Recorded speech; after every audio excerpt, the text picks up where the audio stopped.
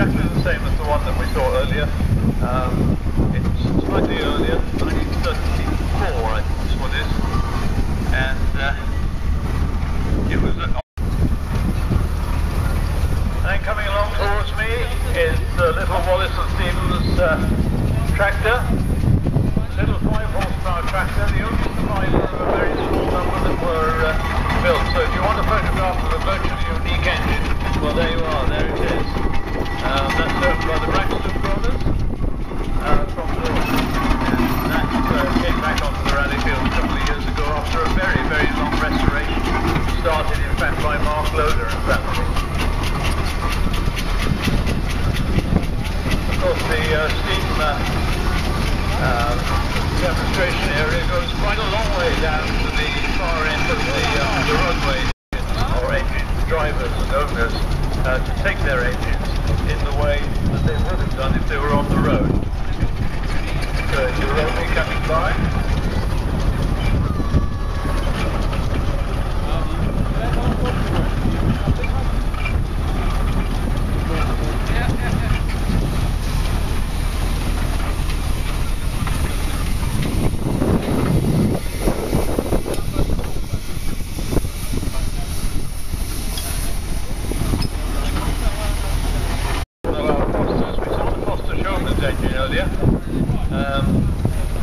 We now have Sir William, owned by Harold Hodgkin, coming up towards me. And if you look at the side, you see the transfer on the boiler barrel there. It's got pneumatics on it. And they also built their engines at the Wellington factory. And you notice also on the front, on the smoke box door ring, Foster built a large number of tanks during the First World War. In fact, built the first of the First World War tanks. World Second left door. In the early 70s, John sits in the playpen, possibly doing some heavy haulage there, more timber winching and the like. ERS coming in, Brian Wells. ERS actually, I think they're KVs actually, KV standing for Clear View, the Clear View Cab, spelled KLEER I think. And that's 8-wheeler leading the way with the living band behind. 8-wheeler has the organ in, I think, Alice tractor with a generator in the back, another second living way. Not sure.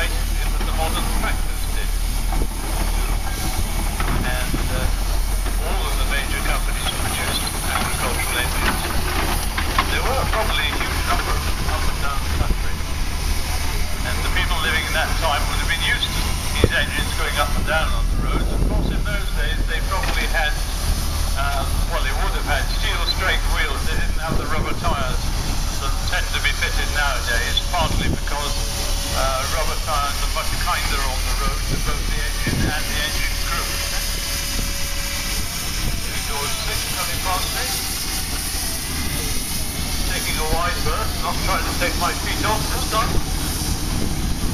And there's Iron Ada. Can even remember the number of this one. 16044 it is. So on. Boats, of course, were the great rivals to Sentinel's Foden's based in Sandbach in Cheshire, and Sentinel Wagon Works in Shrewsbury, down the road. And here's Roller coming up now, the opposite direction. Michael Fuller's little Aisling Roller just travelled all the way from Chatham in Kent. They left on Wednesday, and you can see by the state of the chimney that they've worked that in. And that does make it a lot easier to travel on the road.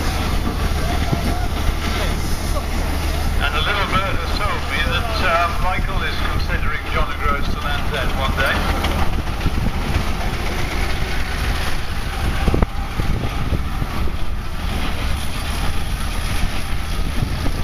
And the Foden wagons you noticed change drive. The thing about any steam vehicle is you don't need a clutch, because the power of the steam is there from the word go, and you don't need to let the power in gently as you have to with an internal combustion engine. The reason why those engines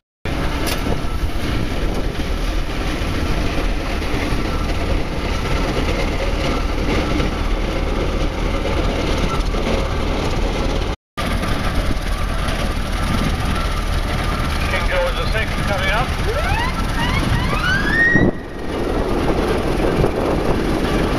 One of the advantages of this arena is the fact that you can see engines travelling in the same either way on the road.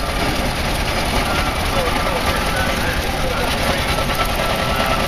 three fairground packing trucks being shot behind, it wouldn't go considerably further than that.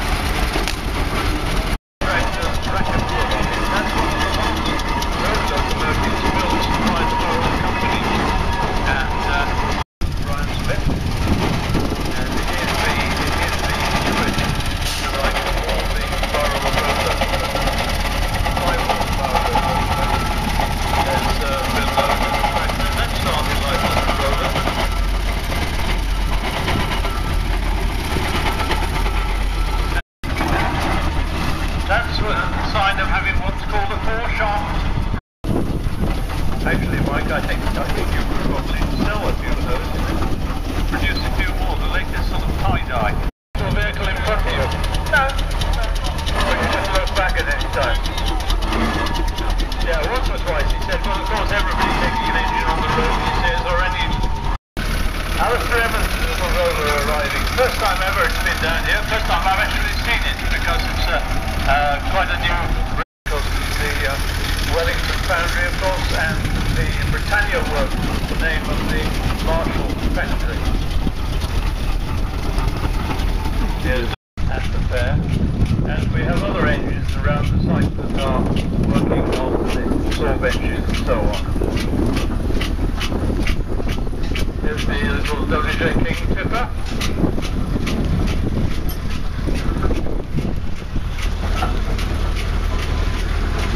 Chain drive again.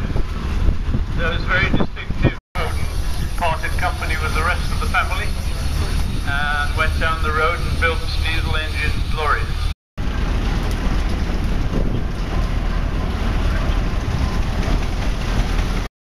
Traction engine. Mike James coming around the top, giving